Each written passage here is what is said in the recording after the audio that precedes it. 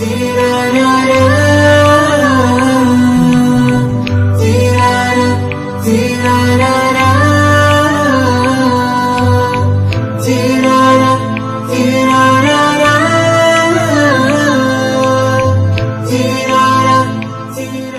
alaikum wa rahmatullahi wa barakatuh.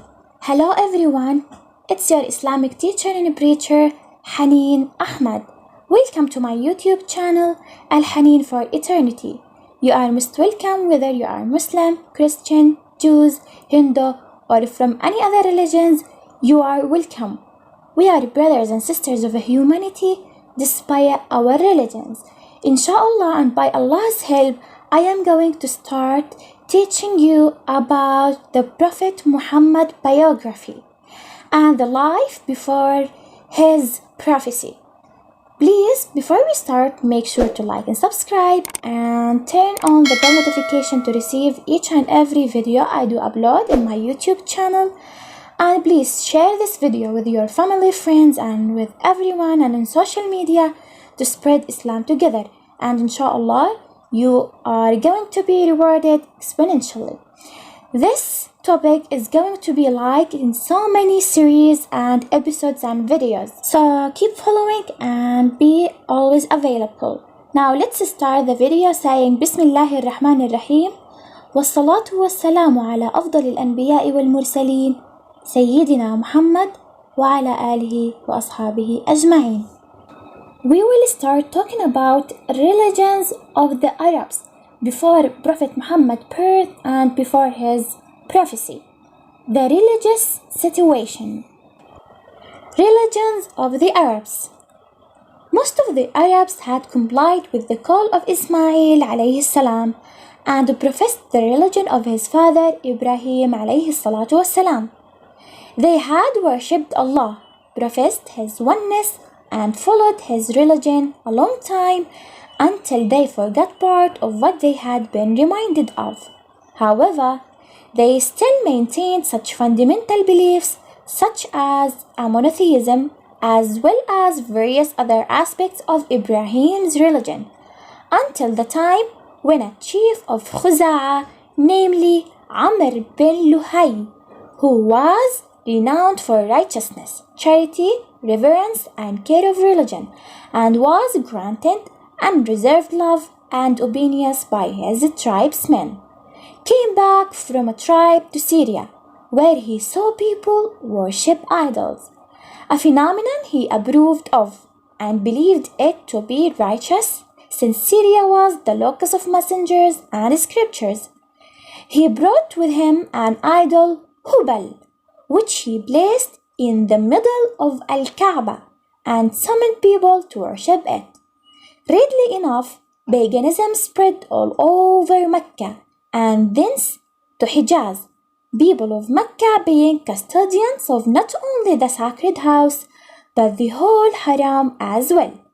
A great many idols bearing different names were introduced into the area. An idol called Manat, for instance, was worshipped in a place known as Al-Mushlal Nil-Qadid on the Red Sea. Another, Al-Lat in Ta'if, a third, Al-Uzza in the valley of Nakhla, and so on and so forth. Polytheism prevailed and the number of idols increased everywhere in Hijaz. It was even mentioned that Amr bin Luhay, with the help of a jinn companion, who told him that the idols of Nuh's folk, Wad, Suwa, Yaghuth, Ya'uq and Nasr were buried in Jeddah, took them out and took them to Tihama. Upon pilgrimage time, the idols were distributed among the tribes to take back home. Every tribe and house had their own idols, and the sacred house was also overcrowded with them. On the Prophet's conquest of Mecca, 360 idols were found around Al-Kaaba. He broke them down and had them removed and burned up. Polytheism and worship of idols became the most prominent feature of the religion of pre-Islam Arabs despite alleged profession of Ibrahim's religion. Traditions and ceremonies of the worship of their idols had been mostly created by Amr bin Luhay and were deemed as good innovations rather than deviation from Ibrahim's religion. Some features of their worship of idols were: number 1, self-devotion to the idols, seeking refuge with them, acclamation of their names, calling for their help in hardship, and supplication to them for fulfillment of wishes, hopefully that the idols, i.e., heathen gods, would mediate with all for the fulfillment of people's wishes. Number 2, performing pilgrimage to the idols, circumrotation round them, self-appeasement, and even prostrating themselves before them. Number 3, seeking favor of idols through various kinds of sacrifices and immolations, which is mentioned in the Quranic verse. قال تعالى وما ذبح على النصب, and what which is sacrificed, slaughtered on an-nusab, stone altars. قال تعالى ولا تأكلوا مما لم يذكر اسم الله عليه. Allah said, eat not, O believers, of that meat on which Allah's name has not been pronounced at the time of the slaughtering of the animal. Number 4, consecration of certain portions of food, drink, cattle, and crops to idols. Surprisingly enough, portions were also consecrated to Allah Himself, but people often found reasons to transfer parts of Allah's portion to idols, but never did the opposite. To this effect, the Quranic verses go, وَجَعَلُوا لِلَّهِ مِمَّا ذَرَأَ مِنَ الْحَرْثِ وَالْأَنْعَامِ نَصِيبًا فَقَالُوا هَذَا لِلَّهِ بِزَعْمِهِمْ وَهَذَا لِشُرَكَائِنَا. And they assign to Allah a share of the tilth and cattle which He has created, and they say, this is for Allah according to their pretending, and this is for our Allah's so-called partners. فما كان لشركائهم فلا يصل إلى الله وما كان لله فهو يصل إلى شركائهم. But the share of their Allah's so-called partners reaches not Allah, while share of Allah reaches their Allah's so-called partners. ساء ما يحكمون. Evil is the way they judge. Number 5, currying favors with these idols through votive offerings of crops and cattle, to which effect the Quranic goes, وَقَالُوا هَذِهِ أَنْعَامٌ وَحَرْثٌ حِجْرٌ لَا يَطْعَمُهَا إِلَّا مَنْ نَشَاءُ بِزَعْمِهِمْ. And according to their pretending, they say that such and such cattle and crops are forbidden, and none should eat of them except those whom we allow. وَأَنْعَامٌ حُرِّمَتْ ظُهُورُهَا. And they say there are cattle forbidden to be used for burden or any other work. وَأَنْعَامٌ لَا يَذْكُرُونَ اسْمَ اللَّهِ عَلَيْهَا افْتِرَاءً عَلَيْهِ. And cattle on which at slaughtering the name of Allah is not pronounced, lying against Him. Dedication of certain animals such as bahira, sa'iba, wasila, and ham to idols, which meant sparing such animals from useful work for the sake of these heathen gods. Bahira, as reported by the well-known historian Ibn Ishaq, was daughter of Sa'iba, which was a female camel that gave birth to 10 successive female animals, but no male ones, was set free and forbidden to yoke, burden, or being shared of its wool or milk, but for guests to drink from. And so was done to all her female offspring, which were given the name Bahira, after having their ears slit. The wasila was a female sheep which had 10 successive female daughters in 5 pregnancies. Any new births from this wasila were assigned only for male people. The ham was a male camel which produced 10 progressive females and was thus similarly forbidden. In mention of this, the Quranic verses go, ما جعل الله من بحيرة ولا سائبة ولا وصيلة ولا حام ولكن الذين كفروا يفترون على الله الكذب وأكثرهم لا يعقلون.